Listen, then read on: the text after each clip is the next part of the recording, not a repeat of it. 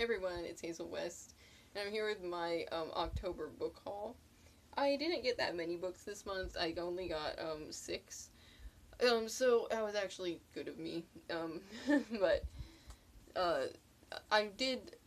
I stopped. Actually, went to like several different bookstores this month and only bought a couple books. So that too was very good of me. The first one I did was I went to. I just kind of stopped in a used bookstore um, that I found while I was walking around, and I got a couple books there. The first one I got was Sorcery and Cecilia, the Enchanted Chocolate Pot by Patricia C. Reedy and Caroline Stevenmer. This is one I've had on my list to read for a long time. I love Patricia C. Reedy's books. She tries such awesome and whimsical kind of fantasy, so I was excited to find this one there, in pretty good condition. And I can't remember. I don't know if this is one. If this is a sequel or if this is a standalone. So I'm gonna have to check that out before I start reading it. But anyway, I'm pretty happy to find that one because it's actually been forever since I've read one of her books, and I think this one is like either Victorian fantasy or it almost looks like from the cover, or it looks like it's more like Napoleonic, but we'll see about that. And then I got Throne of Fire, which is the second book in the Chronicles of Cain series by Rick Riordan. And this completes the trilogy now for me, so I could start reading these at some point. And that makes me happy because now I have all three of them, and now I just need to finish collecting the Heroes of Olympus series. Okay, the one new release I got this month was Every Hidden Thing by Kenneth Opel. This is his new book. I usually end up buying his books because I I love his books a lot. Like there's only been a couple that I haven't read yet. Um, but anyway, this one sounded really cool. It's a it's kind of a romance, but it's also set like in the 1800s when they were doing all like the dinosaur digging and the feuds that happened between the people. Like if you read Jacoby, you'll know how well that goes. Um, but so I was pretty excited about this one as I think it'll be really interesting. I'm actually reading it right now, but I haven't gotten very far into it. But it's pretty much typical Kenneth Opel, and I'm really excited to get into it more.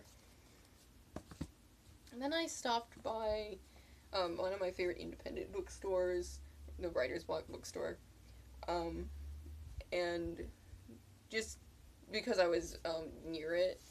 And so the only book I bought there was I only bought one book there, but I was really happy to find this one, and that was Codename Verity by Elizabeth Vine or Wine. I don't know how to pronounce it. Um, this which was one I had planned on buying this month, um, because I really wanted to read it for my World War II book reading stuff, and um, so this one is not one of my favorite covers. In fact, oddly enough, this is like a Canadian edition. I don't really know why they had a Canadian edition, but that's okay. Um, but I was glad to get a copy because I meant to order one, but I saw it there and I was like, okay, I'll just buy this one then. So yeah, I actually have already read this one, and it'll be on my November wrap up. And the final books.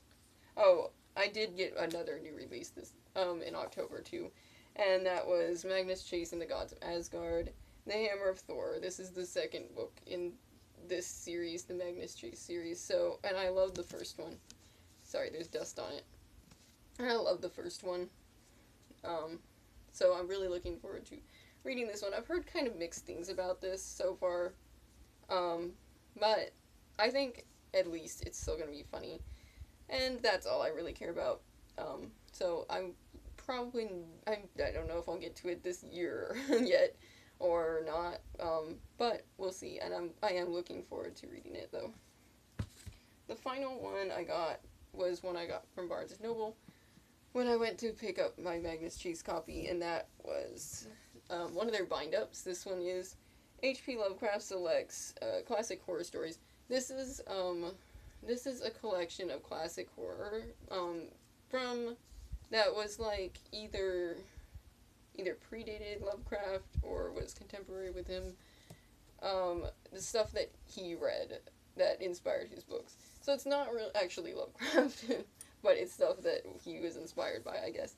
Anyway, it had like a really good collection of stories in it. Like it has some short fiction by Arthur Conan Doyle, um, Guy de Maupassant, and I think also some other well-known horror writers of the kind of essentially the 1800s, turn of the century.